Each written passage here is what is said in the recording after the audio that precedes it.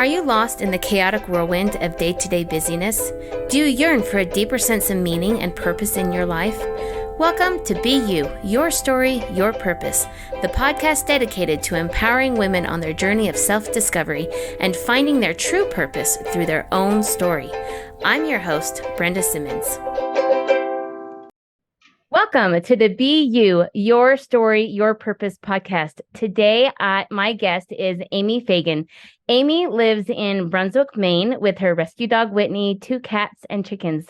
She works full-time for a healthcare practice, puts out a weekly podcast interview episode about sustainability, and makes small batch jams most weekends. Amy loves to talk about sustainability, but also could talk all day long about her podcasting journey, her animals, music, food, supporting local businesses, and the value of making and being friends. Amy is a student of life and loves learning about people's stories.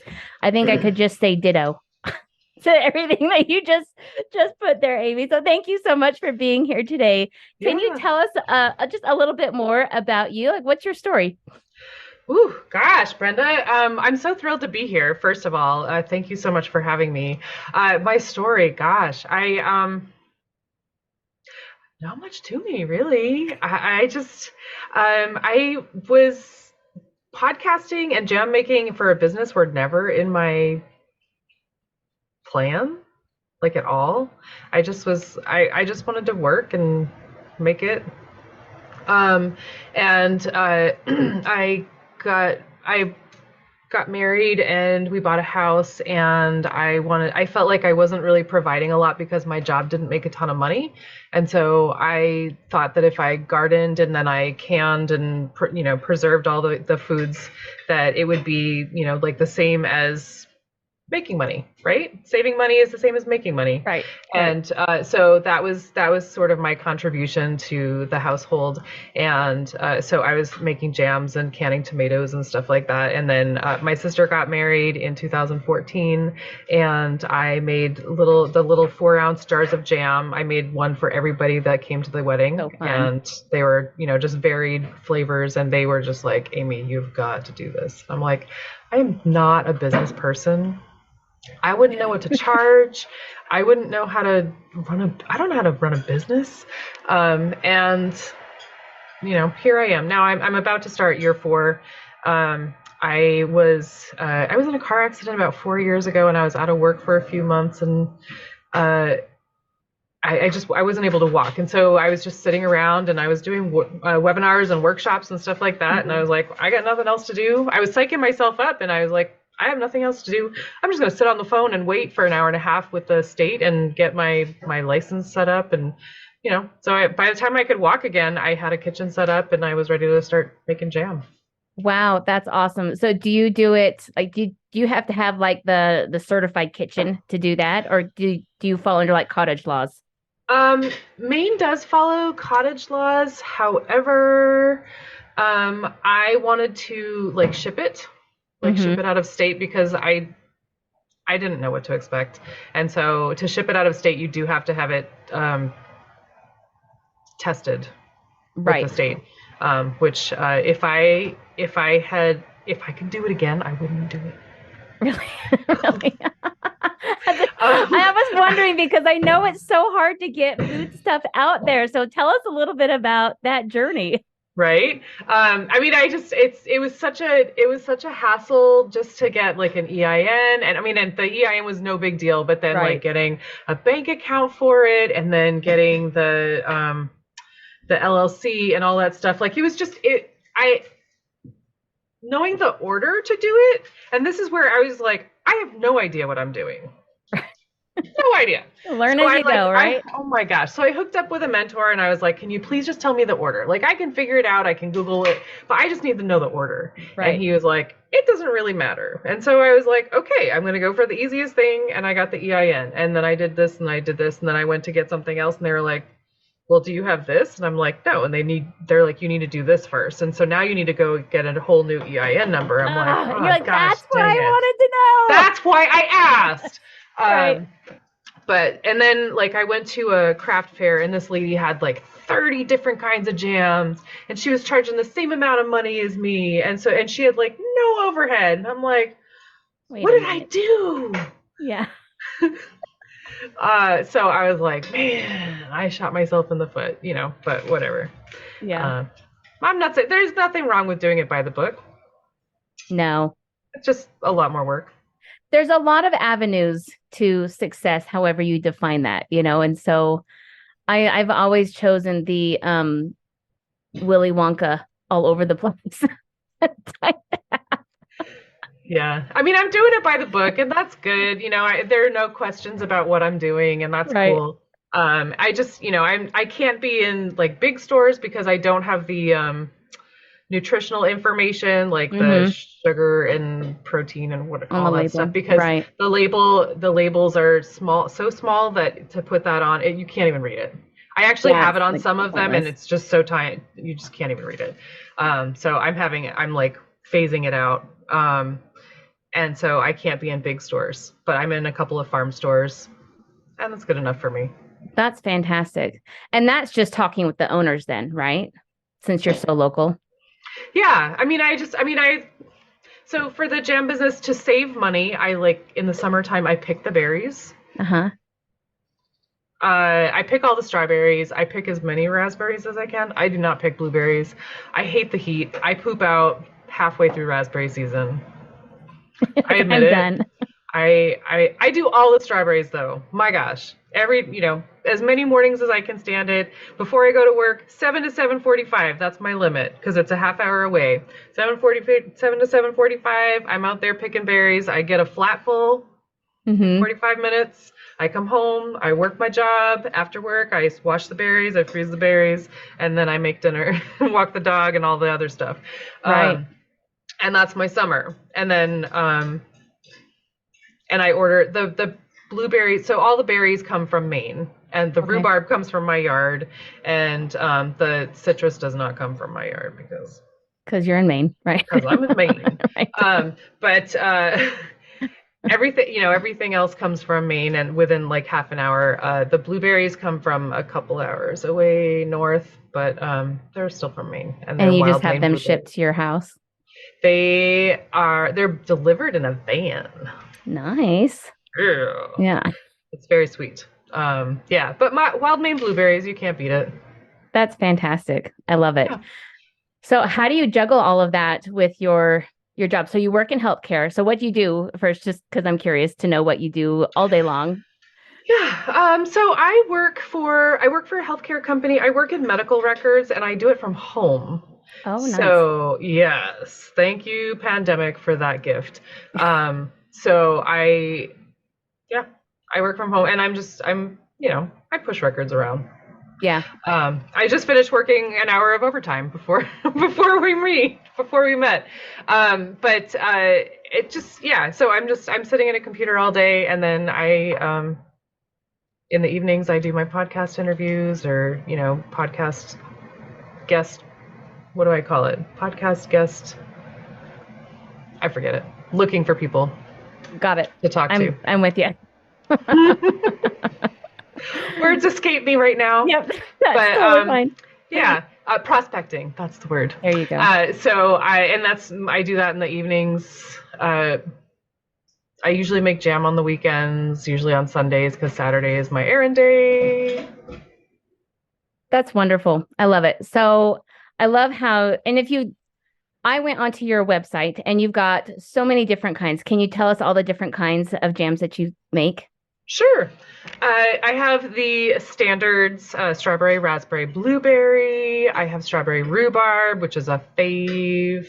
I have apple preserves, which I think that's my favorite. I actually grew up eating a lot of apple jelly. A lot of people didn't, and they think it's weird. I actually lived in Utah, Brenda, for a year. Did you? Yes, and you may not. Are you from Utah? I'm not. No, I grew You're up in not. California. Okay. Yeah. Have you seen apple jelly in the stores? I think I have. I My mean, favorite Apple if you were product looking is for it, apple butter. right? I love apple butter. When I lived in Utah for that year, I could not find apple jelly in the store, and I was so homesick. I was there for a few months by myself, and I called my mom, like, "Can you send me some apple jelly?" Oh, So she mailed me some apple jelly from Maine.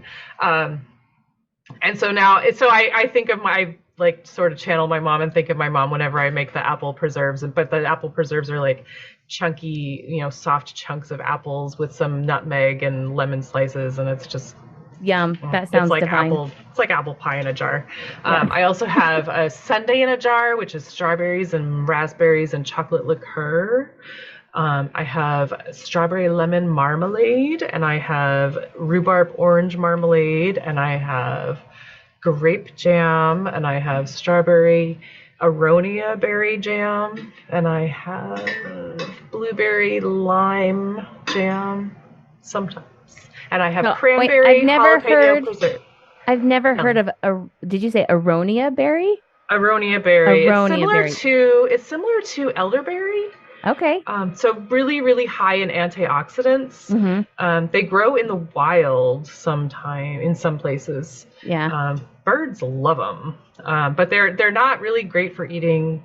I don't think you're supposed to eat them straight. Like I think you're supposed to they're a cook berry them. that needs like the sugar content. You Got it. need to cook them. Yeah. Yeah. It's not sugar, it's cooked. Yeah. They're very, very, very, very tart. But that's good, Yeah. That's awesome. Okay, so you were telling me about how you had a year of yes. So I'm super curious about this, and wanted you to just tell us what that was like and what caused you to decide to do that, and what you learn from it. Whew, yeah. That was it started out rough. So the year of yes was I think that was 2022. It started out as midlife crisis, and it was rough. I was in between jobs, feeling very, very lost, and thinking I was going to quit the jam business, which I do every summer because I hate summer. I'm sure by the end you're just burnt out, right? Yeah, so I was, thinking about quitting the jam business and without a job and all this garbage. It was awful. And then I met a friend of mine early in 2022. I had been talking for a couple of years since like the pandemic. I volunteer. I'll back up a little bit. I volunteer about a mile and a half away from my house for a farm that grows organic produce solely to donate it to food banks. Oh, cool. So that's my every Saturday morning for 2 hours during the season. Like I think this coming Saturday is our last Saturday, but for this year. But so I do that, and I talk to my friends, and we brainstorm and we make all these plans and dreams, and so we've been talking about starting a podcast, actually starting a YouTube channel, but my friend kind of dropped off of that, and so I was like, let's think about something else. And so I was thinking about maybe doing a podcast then, and I'm a person who will just talk and talk and talk and talk and talk, or like take classes and classes and classes and not act on anything. But a friend of mine in Florida told my sister-in-law that some friends of his were hosting a podcast retreat in Florida in March of 2022. And I'm like, dude, there's a pandemic. Florida is the hotbed. Thanks, that's great. But so I was like, I don't have a job. Like I don't think I can do that. And as nice as that would be, as fun as that would be, because it was just a small thing, and he would be there. But he said, I will give you miles, my flight miles. I will use my flight miles to get you here if you just pay for the retreat. Like, and had you even started the podcast yet? No. Oh, you're just going to go. Yeah. Yeah. Cool. Because otherwise I would never know how to start a podcast. Yeah. But so I was like, if he had not said that, it would have happened. I would have said, no way am I going to Florida. But someone to make that huge gift offer, I can't really say no. Yeah. That's too big of an offer. So I was like, I guess I'll make that happen. Yeah. I have to make that happen because that was too nice. And so I went and made some amazing friends who I'm still friends with. And we came up with a podcast name and some ideas for the podcast, and it was just 2 days. It was 2 days in Florida. I wore the same flannel shirt because thought I was going to Florida, and the air conditioning was so cold. I was bundled up more than anyone Really? else. Yeah. That's so funny. In March, but Yeah. I brought a bathing suit. I think I brought a bathing suit, and I never took my flannel shirt off. And then I came back and I was totally jazzed, and that was the beginning of March, and mid-June I recorded my first episode. Wow. Did you always want to do it on sustainability, or where did that come into play? Yes, sort of. I mean, it initially wanted to be. I initially wanted it to be about homesteading, but a lot of the homesteading Facebook pages that I follow, people are very exclusive and not very friendly. Saying things like, if you have a cell phone, you're not really a homesteader, or, I think I said something like, I really wanted to learn how to make laundry soap, and I found this recipe that was like washing soda and a Fells naphtha bar and something else, and you like grate the bar Borax.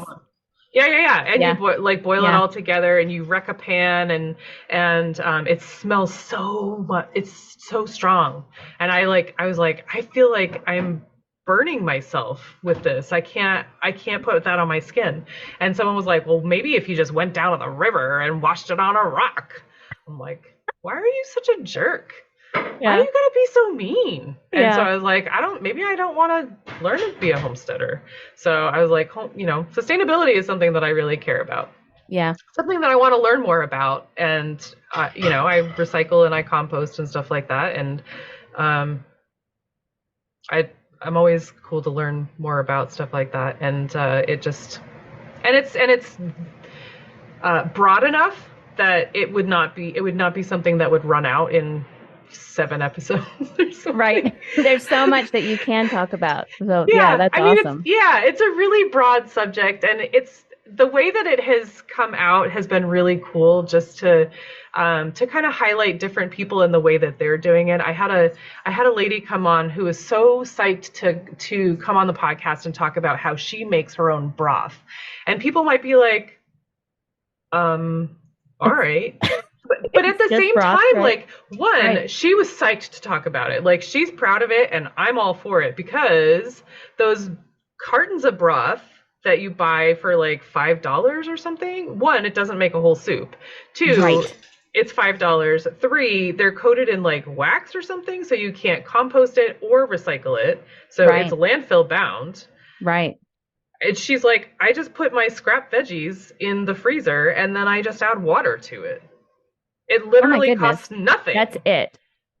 That's awesome. I love that. My husband and I call people like that people of passion, right? Yeah. because they have this passion over something, and they're so excited to share it. And that's what's so fun to talk about. It doesn't matter what the subject is. It's just fun watching them talk about what they love, Absolutely. I love that. Yeah, and I'm like, you have at it. You take the spotlight, man.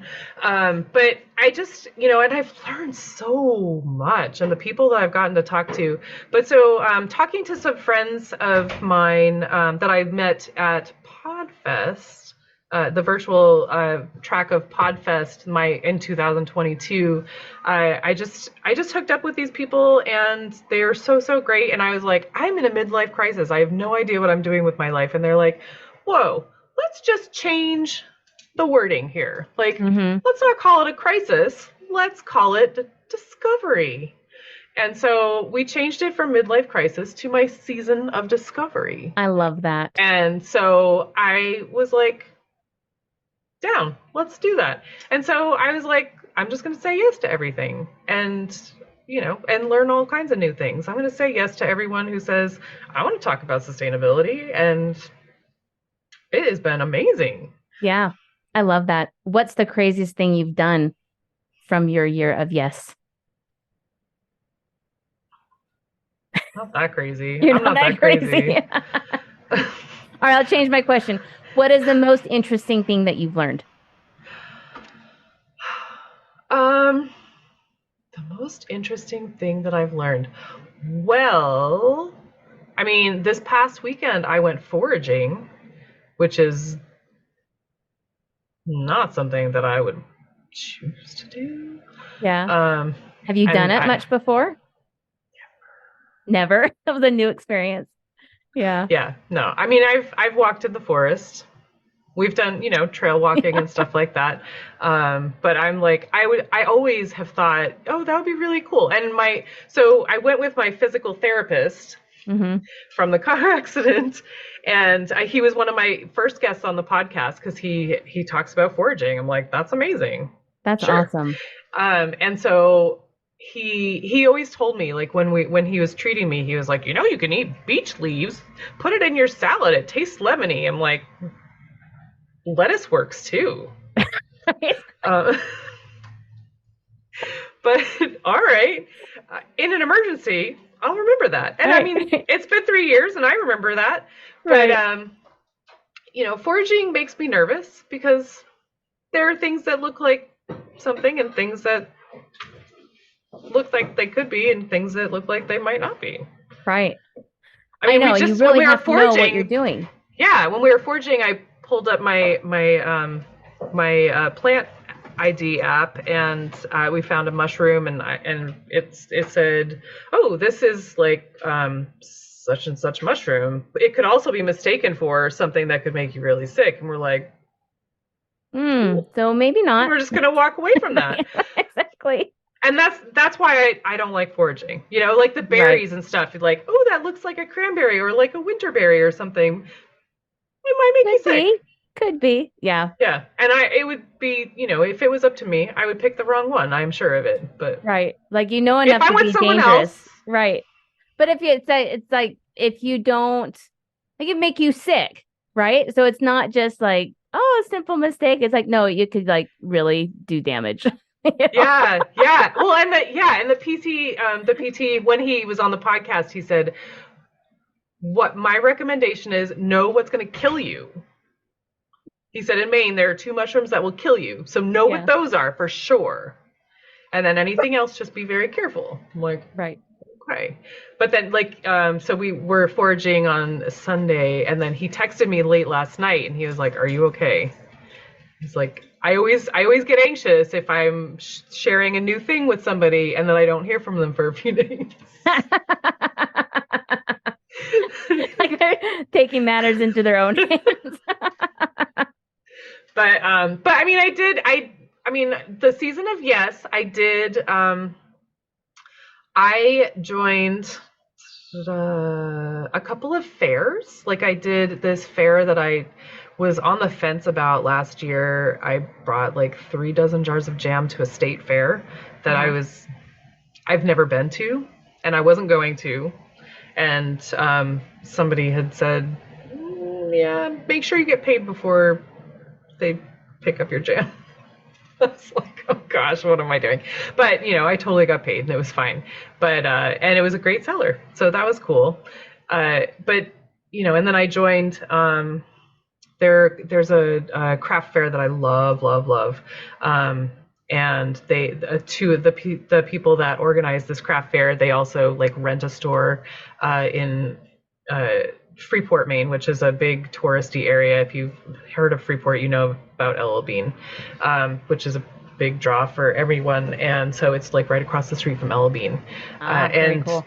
they're like, we rented the store for just November and December, right around the holidays, and we're going to have all these makers in there. Do you want to be in there? I'm like, I'm always like, because I'm just one person, I can only make so many jars of jam at a time. Right. And, am I able to keep up with that? And, oh, and last year also, so I did do that. That was awesome. That turned out awesome. And I'm doing it again.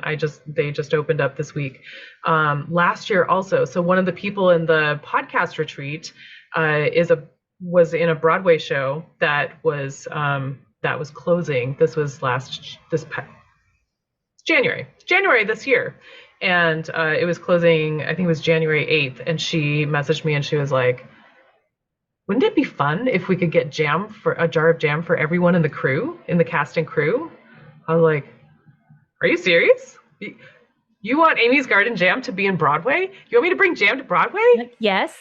Heck yes. Yeah. So I was, all along I was thinking I would ship it, but then shipping was like $300 and it would take like a week. And what I did is I packed up 2 suitcases and I took the bus to New York City.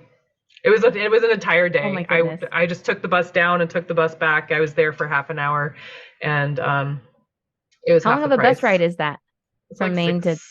6.5 hours Okay. That's not too bad. each way. I live out in the West is where everything is like way more spread out. And so Yeah. you forget how close everything is out east. Yeah, for sure. I mean, it feels far away, that's for sure. Yeah. But that was like the most exciting thing. I didn't get a lot of jam orders, but it was also like, my jam, Broadway. Yeah. Hello. Yeah. I mean, that's a big deal. You're Yeah. kind of a baddie, I mean, that was like the biggest deal for my season of Yes, for sure. Like, Yeah. I said yes to that. I had to shut down my orders for a couple weeks to make sure that I had enough to cover that, but Right. That's super cool. I love that so much. So what's your favorite thing about doing your podcast?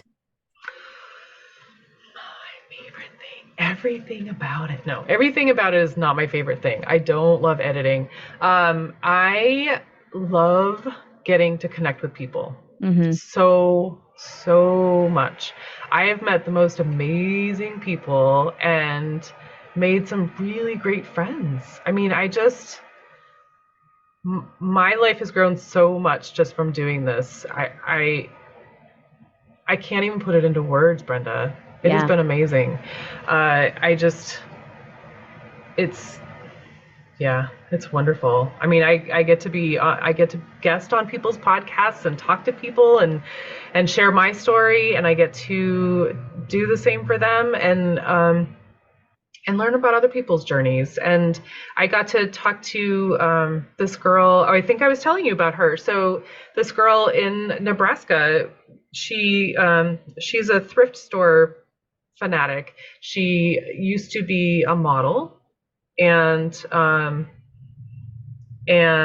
so she had just posted that she thrifts, she's a thrifter, and she creates these fashion bundles for people out of thrifted clothes. I'm like, heck yeah, That's that's awesome. unbelievable. I am Yeah. all about that. And so I was so psyched to talk to her, and then like talking to her, she brought out this story that I totally did not plan on, but she was like, she was a model and she was asked to lose 3 inches, and like literally on the runway, someone was like, "Can you just lose 3 more inches? You're a little Oh my chubby word. or whatever." And so she ended up with this like body dysmorphia and eating disorder, and then she ended up in a bad relationship, and like all this stuff just from like someone treating her horribly. And she's this beautiful girl. Wow. But so she still is in fashion.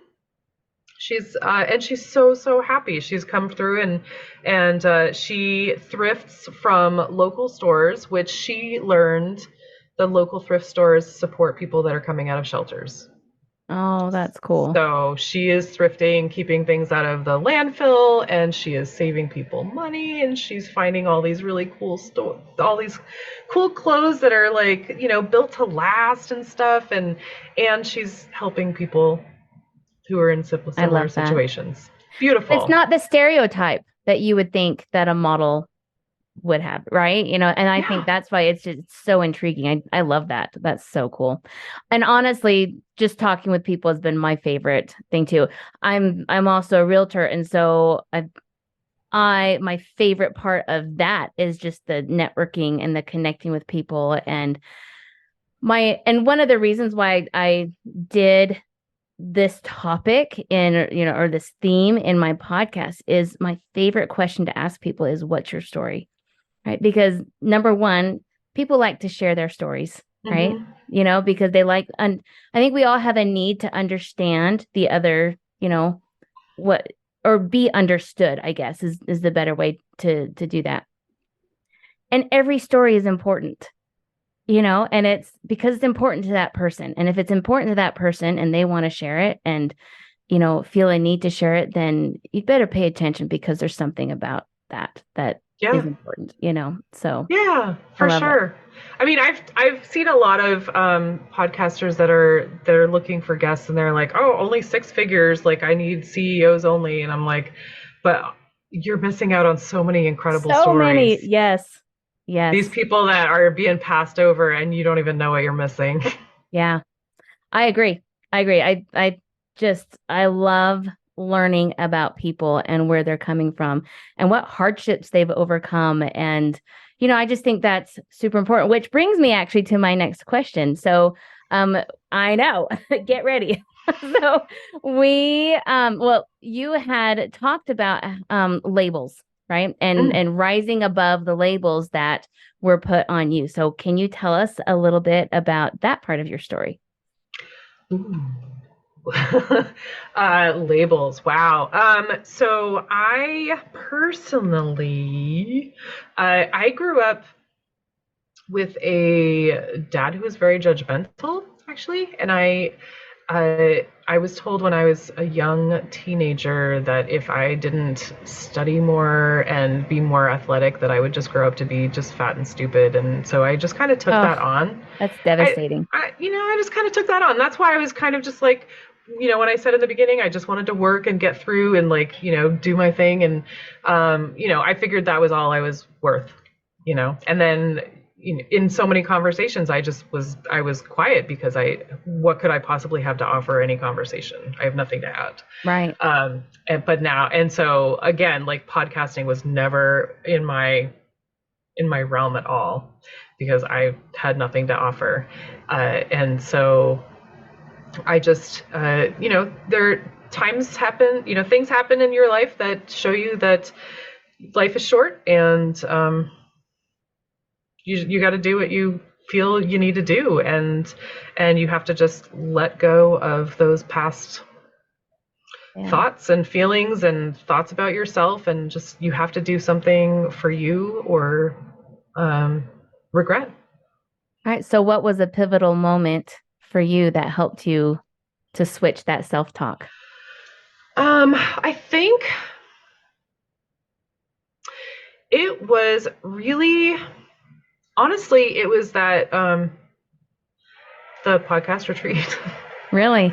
Yeah, I mean, because I was in that like lost period of my life, and I went down there, and I was not in a place where I didn't know anybody. I knew one person in the group. It was only like five people, but they were all very. I'm a pretty. I I'm sometimes outgoing. Usually, I'm very quiet. But these people were all like actors, and they were very like outgoing and sort of boisterous and loud. And I was just like I was very mousy. But then I like had to talk about my thing, and they were like, "Wow, like you already have an idea." And then I think I was the second person to actually start my podcast from the group. Wow. But I'm the steadiest one from the group Mm-hmm. because I'm at 70. I think I have 72. 72 is publishing on Tuesday, I think. Um, Fantastic.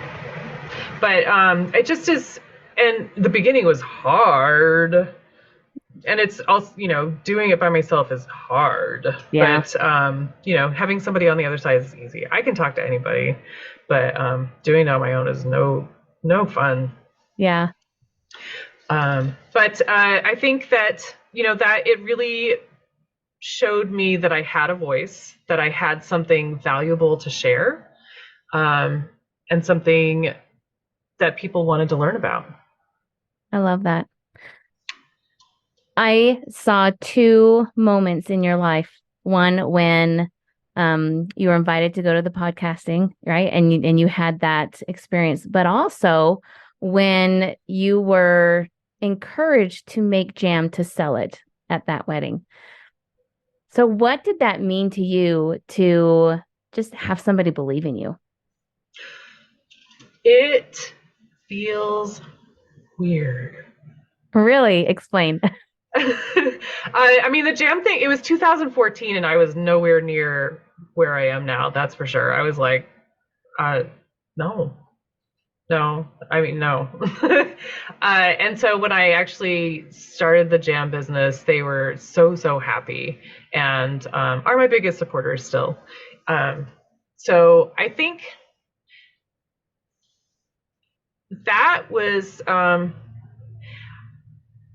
jam is an interesting thing. It still is tricky for me with, especially with the jam business, because people, somebody was just telling me yesterday, he was like, you should do a course on jam. I'm like, on jam, fruit, sugar, jam.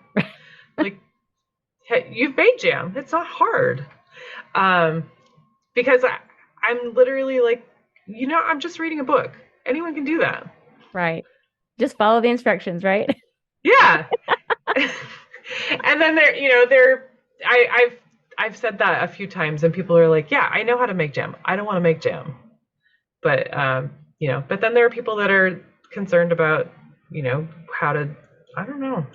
It feels weird to me because I don't feel like a professional. Yeah. There's a lady that is in the area, and she is so confident, and I'm just like, my jam doesn't always set. My jam doesn't always set. Her jam always sets apparently, and hers is perfect, and she has it down to a science. I'm like, I don't know. I Sometimes I'm like, know. People like that, I'm like, nah, that's not true. It's you're the lying. it's the people who say always and never. Like, those are not true statements, right? But it just it makes me feel like it makes me feel weird because I don't feel like an authority on it. I'm just making jam. Yeah. Just being you. That's Yeah. that's cool. And then the podcast, I'm just like, I'm asking questions. Like I'm just learning. So I don't feel like I'm an authority on that either. So it's cool that way. I don't have to be an authority. You don't. I think for me, like, and I'm the same way. Like I just started this podcast. Took me 6 months to get off the ground because I'm doing a whole bunch of other things. And boy, if ever there's something I don't know a lot about, it's podcasting. And I'm doing it, right? But I think just the act of doing something is, I know for me it's very uplifting, even though I sure make a lot of mistakes and I don't think anything I put out is perfect, but I'm okay with that, and I just feel like that's authentically me. I'm not perfect, and that's totally fine. Absolutely. Yeah. When I first started, some like family members were like, make sure you get the best equipment so you sound super professional. I'm like, have you met me? Like me in my flannel shirt and my ponytail, like professional? We'll see. I love that.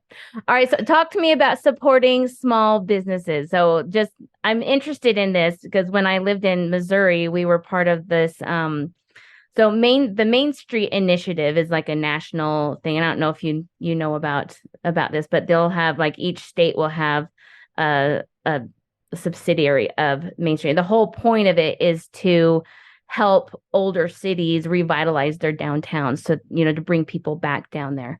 And so I kind of got into that, support your downtown, and worked very deeply in that initiative in Missouri. And so it just supporting local businesses has a tender place in my heart, and I love doing that, and I love seeing what people can come up with and whatnot. So what does that look like to you? Oh my gosh. I mean, as a small business myself, anytime somebody plugs my business, I'm like, oh my gosh, that's so nice. And I know how that feels. And so if I try a product, or if I have lots of friends who are, now I have lots of friends who are makers and producers and farmers. I worked for a business that sort of connected farmers, and I just I'm a connector. I'm a networker, and so I've worked with a lot of farmers, and I just love I just love supporting them and bringing them business because I learned that, I focus a lot on farms, but like I learned that in Maine specifically, like 5% of the food that's grown in Maine stays in Maine. That's Like most it? of the, yeah, Wow. like 95% of the food that's grown in Maine is exported, which is Wow. ridiculous. And so it's the other way, like we import most of the food that we're eating, which is silly. Wow. um but and on the same thing, like there are so many creative, talented people in my area that I've learned about that are making these really cool things, and people are buying trashy things on Amazon.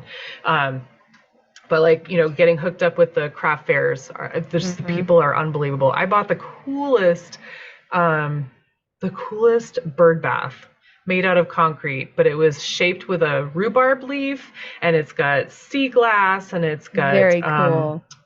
shells, and it's so gorgeous. And it sits on a pedestal right now. It sits on my picnic table, and the cat loves it. But it's so beautiful, and it's just it's never gonna rot, Yeah. and it's It awesome. has And it was, meaning for you. Yeah. yeah, I I just love it. Yeah. Well, and I think when you support local businesses, it really brings soul to your community. Like For in sure. and you don't even think about that. I mean, you might think, "Oh, I just like this is a cool item," but no, it has meaning, to not Yeah. just that person, but collectively as a community. I just think it's super cool. So, Yeah, for sure. I mean, they're like, there's a store in my area called Go Go Refill, and it's a refill store, so you're not purchasing things in plastic. And right. one of the employees there creates his own. It's a spray for your hair. It's a sea salt spray for your Very hair. So like, cool. yeah, and so I pre-ordered it. I was the first one to pre-order it, and we chatted for like an hour in the store.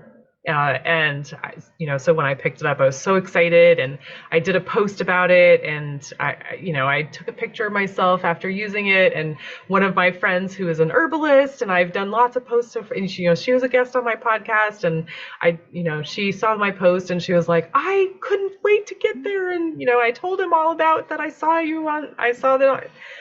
his product on your post, and it's just like I just love that. Like my friends are connecting with each other, and and supporting each other, and oh my gosh, I just love it. I just love it. I love and I just love it. Everything about it. Supporting people, and I'm a cheerleader. I Mhm. mean, that's kind of your purpose. My purpose is like I'm a cheerleader. I I highlight the love that. crap out of everyone. Um, I love that so restaurants much. and restaurants and people that make things, and I'm not that crafty a person, but I will surely support those who are. Well, and I'm endlessly amazed at what people come up with. People are so clever, and I love to discover that. I just think that's so much fun. I love that. Yeah.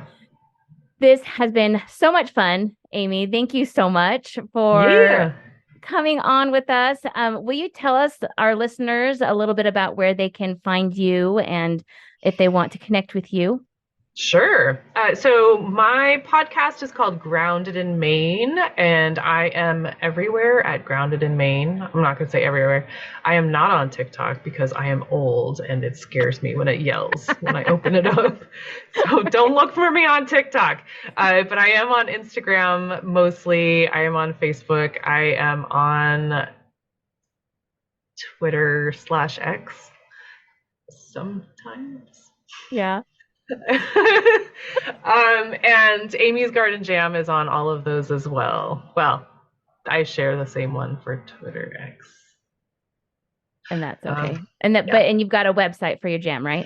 amysgardenjam.com, and there's actually a tab on the website for my podcast too. Fantastic. So, yeah. Love it. Love it. Well, this was lovely. I loved just getting to know you and laughing. It just was thoroughly enjoyable. Thank you so much, Amy. Same to you, Brenda. Thank All you. right. Take care. And for those of you who are listening, I will have all of those links in the show notes. So take a look there. And remember that your purpose is in your story. Take care, everybody. Bye-bye. Celebrate your dreams, let them take flight, for you are a star, shining bright in every step